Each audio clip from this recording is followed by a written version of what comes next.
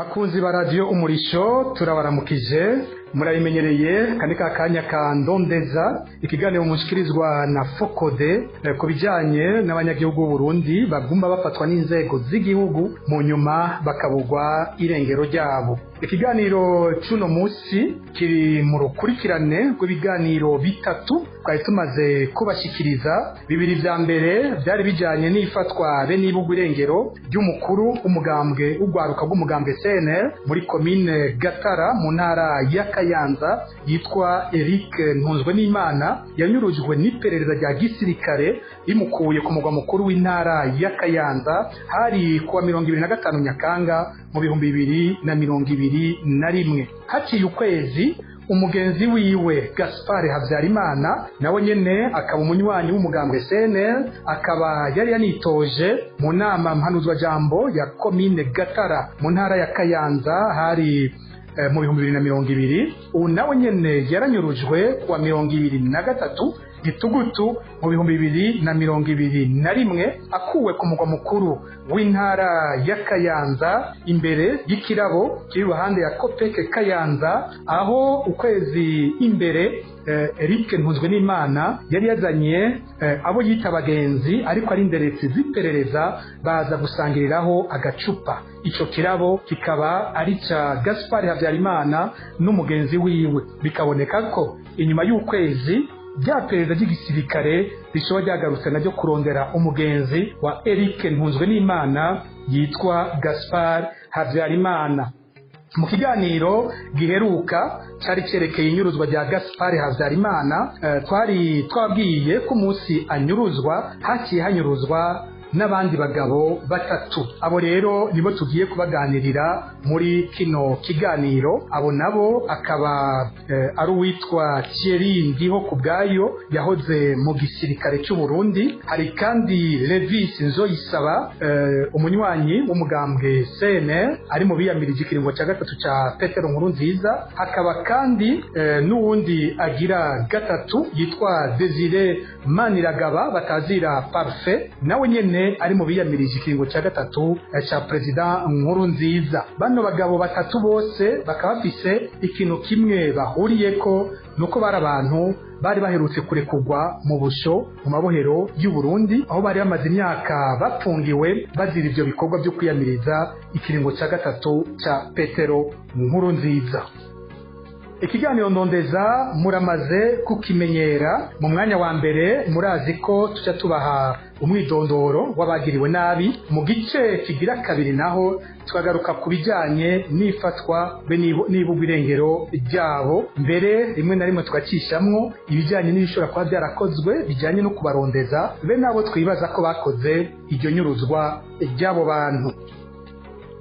Duhere ku mwidondoro wa Thierry Ndihokubwayo. Thierry Ndihokubwayo yakunda no kwitazira mitima iratunga, uko niko yari akunze nko kuyita ku mbuga ziwe za Facebook nk'uko twabibwiwe n'abagenzi biwe. Uyu rero Thierry Ndihokubwayo yavutse mu mwaka w'igihumbi kimwe amajana 983 avukira ku mutumba wa Buhinga. Tuzi ko izina turivuze neza ry'uwo mutumba twese tuwise Buhinga, ni muri commune Musongati mu ntara ya Rutana. Aha mukaca mwumva ko Thierry Ndihokubwayo yabuzwe irengero afise imyaka 38 y'amavuka.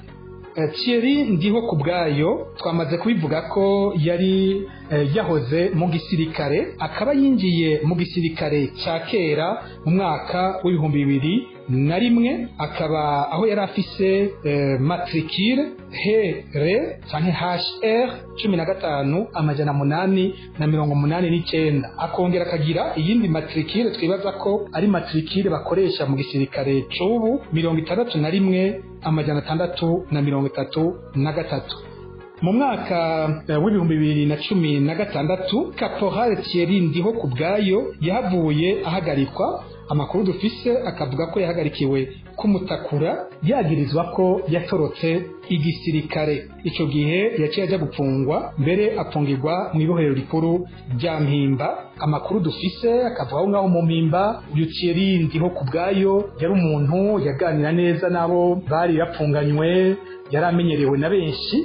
akaba n'umuntu ngo yakunda kuvuza ivyuma vy'umuziki. Thierry Ndihokubwayo yapfunzwe yari yaramaze kubaka urugo rwiwe, yari yarashinze urugo, akaba mbere umuvyeyi w'abana batatu. Thierry Ndihokubwayo yahavuye arekurwa mu kwezi kw'indwi mu mwaka w'2021 inyuma y'ikigongwe c'umukuru w'igihugu.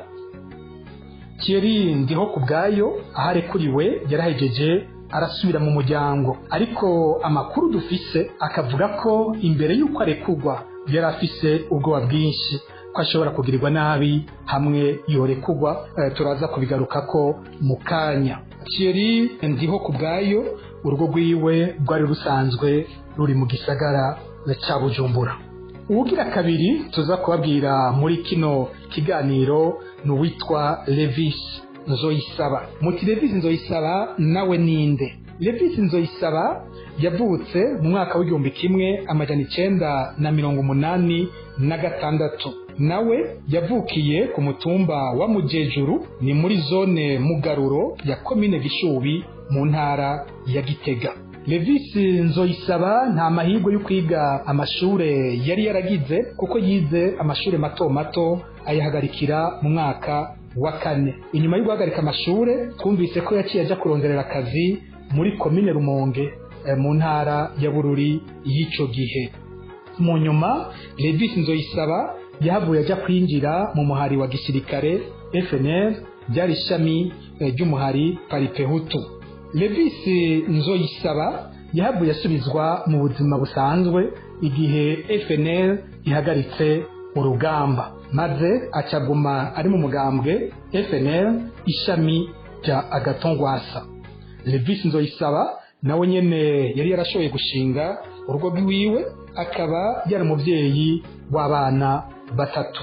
Amakuru dufise avuga ko Levis Nzoyisaba amaze guhagarika ibi vya gisirikare yaciye akora akazi, ahura aja mu bandi bajyango biwe basanzwe bakorera mu gisagara ca Bujumbura hariya mwijabe. Abantu benshi baramenyereye ahantu mwijabe hadandarizwa imbaho.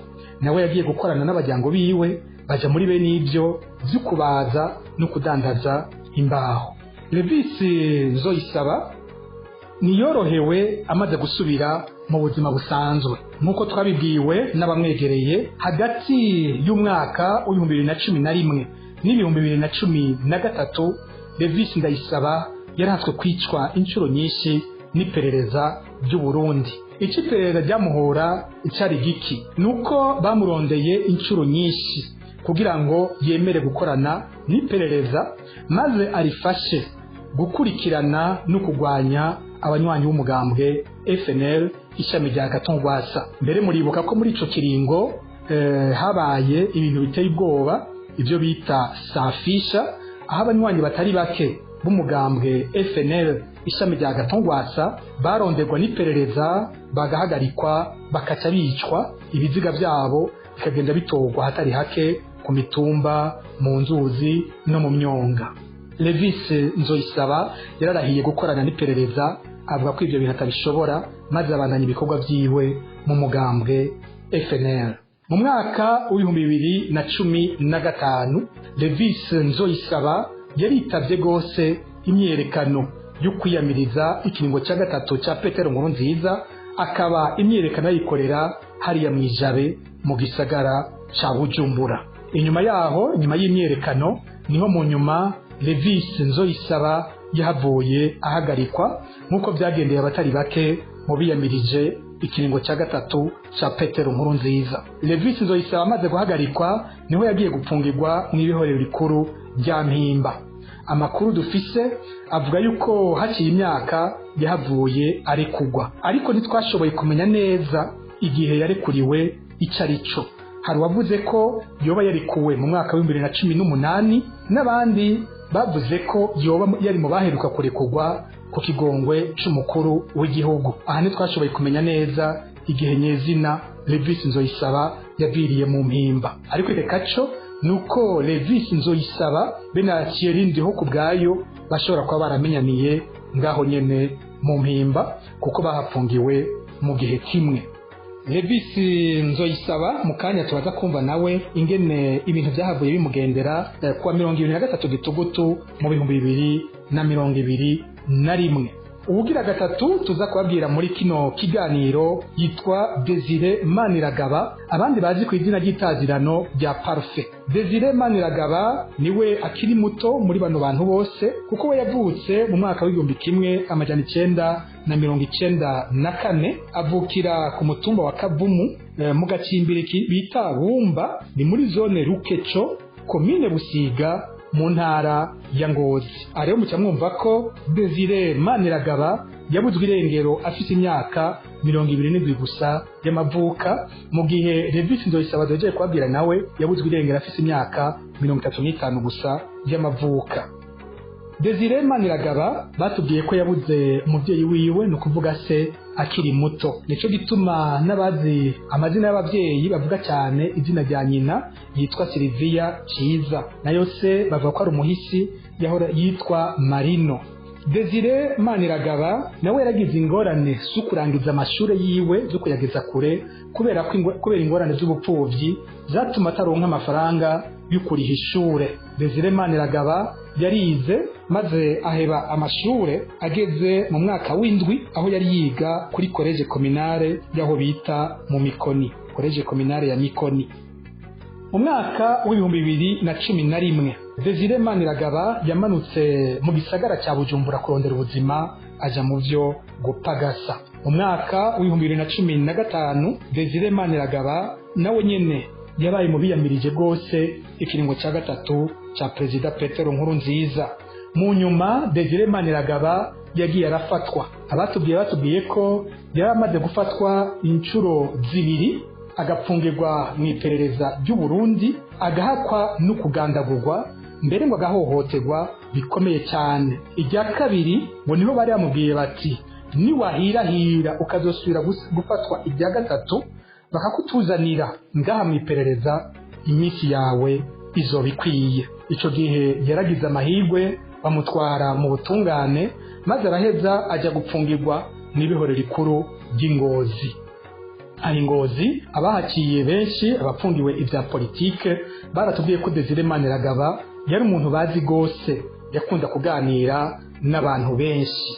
Desire Maniragaba yarakira umusore yafashwe abugwa irengero atarubaka urugo rwiwe. Desire Maniragaba co kimwe na Thierry Ndihokubwayo yari yasohotse ibohero rikuru ry'Ingozi mu kwezi kw'indwi mu 2021. Aba rero batatu no kuvuga namaze kubabwira ubwa mbere, Thierry Ndihokubwayo yahoze ari umusirikare ava mu ntara ya Rutana. Levis Nzoyisaba yahoze agwana muri FNL akaba nawe avuka mu ntara ya Gitega. Bena Parfait Maniragaba wewe avuka mu ntara ya Ngozi.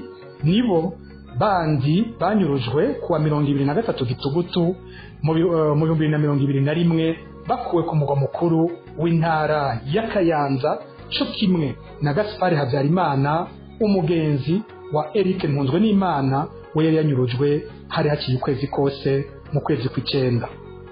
Muti rero inyuruzwa by'aba bantu byagenze gute? Kiretse amakuru twamaze kubabwira mu kiganiro giherutse ajanye n'inyuruzwa bya Gaspard Habyarimana, ababo nta byinshi dufise bijanye n'ingene banyurujwe. Icyatumye gusa tumenya ko amadosiye yabo afatanye n'uwabatabarije. Uwabatabarije ko banyurujwe n'umugenzi wabo ari mu gihugu cy'Ubirigi, tudashimye kuvuga izina muri kino kiganiro. Uwo niwe yadutabaje muri ndondeza atubwira ati hari abagenzi mfise bose bafatiwe ku mugwa mukuru w'intara ya Kayanza. Atabo bagenzi banje bitwa Gaspard Habyarimana, bitwa Thierry Ndihokubwayo, bitwa Levis Nzoyisaba, uyamwita Levis Ndayisaba, ariko abajyango ba Levis no batubwiye ko ari Levis Nzoyisaba, hamwe n'uwitwa uwo batazira Parfait ariko amazina yiwe ari Desire Maniragaba. Uwo yabatabarije niwe yatumye tumenya ko bano bantu bafatanye. Ni nawe kandi yatubwiye ati hariho n'uwundi mugenzi wacu haciye ukwezi anyurujwe, nawe yitwa Eric Ntunzwenimana. Uyu muntu yabatabarije yarakoze ibishoboka byose aranarungika amafoto y'abo bantu banyurujwe. Icyo wabatabarije yatubwiye nuko bano bantu bose hariho uwo yari yabwiye ko boja mu Kirundo kugira inama. Ntitwashoboye kumenya icyo iyo nama yari yerekeye, ntitwanashoboye no kuronka icyo bano bantu bose bagiye barafatwa bari bahuriyeko, uretse ko biboneka ko bose bari mu bantu batavuga rumwe n'ubutegetsi bwa CNDD FDD uko ari batanu. Bane muri bo bose bakababoneka ari abanywanyi b'umugambwe CNL, no kuvuga uwatanguye gufatwa Eric Nkunzwenimana wo mu kwezi kw'icenda, umukuru w'ugwaruka rwa CNL muri komine Gatara, wa hamwe na Gaspard Habyarimana yanitoje mu matora mu 2020 ku izina ry'umugambwe CNL muri komine Gatara nyene, aho ni mu ntara ya Kayanza. Uwundi aboneka yahoze muri FNL ni Levis Nzoyisaba, yahoze agwana muri FNL. Ntituzi neza ko Desire Maniragaba yoba yari umunywanyi wa CNL, naho abatuganeza tubwira ko yoba yari yegereye cyane aba CNL. Uwo tutazi umugambwe yoba yari arimwo ni yahoze mu gisirikare Thierry Ndihokubwayo, kuko tubajije abiwe batubwiye ko atamugambwe bazi ko yoba yari arimo. Icyo nicyo cyonyine cyadufashije kubona ko bano bantu bari bafatanye, nayo ubundi imiryango yabo nta kizi ko bano bantu hari icyo bari bahuriyeko n'icyatuma bafatirwa hamwe. Twarababwiye ifatwa rya Gaspard Habyarimana ingene yahamagawe ku telefone, abo yabwiye abagenzi biwe akababwira ko yaragiye kwitaba abantu bavuga ko bavuye mu Kirundo. Ibice bihura na ya nkuru ivuga ko hari inama baba bagira bajemwo mu Kirundo. Twarumvise kandi ko hariho uwundi muntu tutashoboye kumenya izina yafashwe avuye ku rugo rwa Gaspard Habyarimana, avuga ko yariko aramurondera, maze akiva kuri urwo rugo imodoka nyene yafashe Gaspard Habyarimana ikirafata uwo mugabo yaravuye ku rugo iwe kumubaza, ariko ntitwashoboye kumenya uwo ari we muri bano bantu bafashe iyo bari yaravuye ku rugo rwa Gaspard Habyarimana.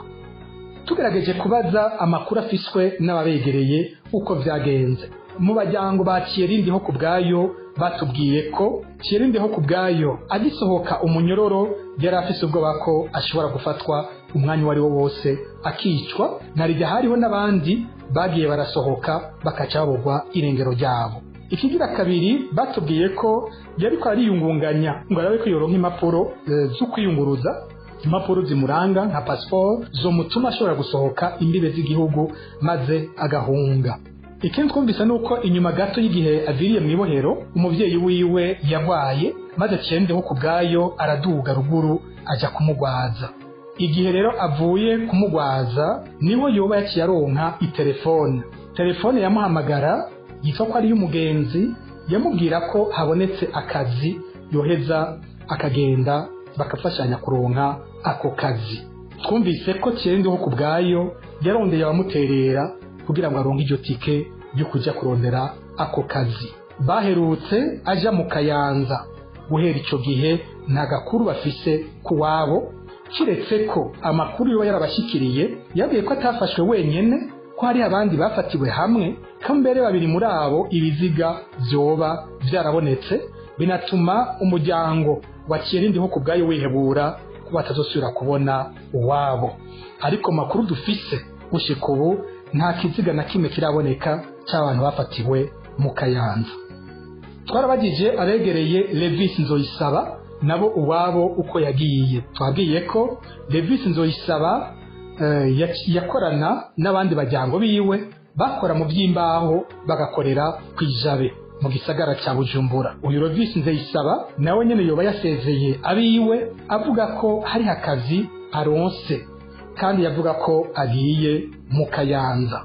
Nawe nyene kuva agiye mu Kayanza nta gakura biwe bafise, kiretse ko bumvise ko wabo yoba yarafashwe kandi ko abo bafatanywe boba barishwe, ariko nta nkuru bafise itomoye ijanye n'amaherezo ya Levis Nzoyisaba. Ku bijanye na Desire Maniragaba, abiwabo abamwegereye batubwiye ko bumvise ko Desire Maniragaba yafatiwe mu Kayanza kuwa 23 Gitugutu mu 2021 nta kintu kirenga ngaho bafise ntibazi nabo nyene amaherezo y'uwabo.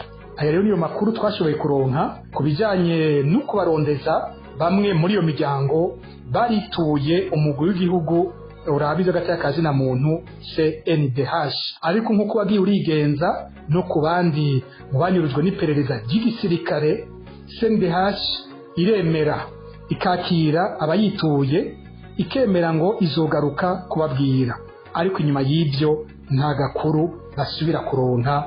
CNDH ica yinumira mu gihe mu kwezi kw'icenda ko mu 2021 umukuru wa CNDH yari yavugiye kuri radiyo y'abanyamerika Voix d'Amérique yemeza ko kuyo abantu bamurondeye mu masaha 48 gusa aba yatanze mu byavuye mu matohoza muri CNDH babakoze. Ariko kuri ino miryango yose yagiye iritura CNDH ku bantu banyurujwe n'igisirikare mu 2021, CNDH ica yicecekera naco isubira kuvuga. Aha rero niho turangirije ikiganiro cy'uno munsi cyashiye kwabwira aya makuru ababaje y'abantu batari bake banyurujwe mwaka uheze, aho dufise ibitigiri by'aba bantu 50 banyurujwe n'iperereza ry'igisirikare. Igihugu kikaba kitegera cemera ko co nyene kinyuruza abana b'u Burundi bakabugwa irengero ryabo. Ntituzi neza ko amakuru dufise y'abantu banyurujwe ico gihe ari bo bonyene banyurujwe, naryo twabwiye ko hariho abagiye baburizwa imodoka yo mu bwoko bwa camionette Dina, Toyota Dina yera. Abo bantu bacamanukanwa mu gisagara cya Bujumbura. Birashoboka ko hoba hari abandi benshi banyurujwe tutashoboye kumenya. Hamwe hogira umenya abandi barenga abatumaze kumenya, yo twandikira muri ndondeza akabitumenyesha. Aha rero niho turangirije ikiganiro, tuzosubira ku munsi w'Imana uza. Murakoze.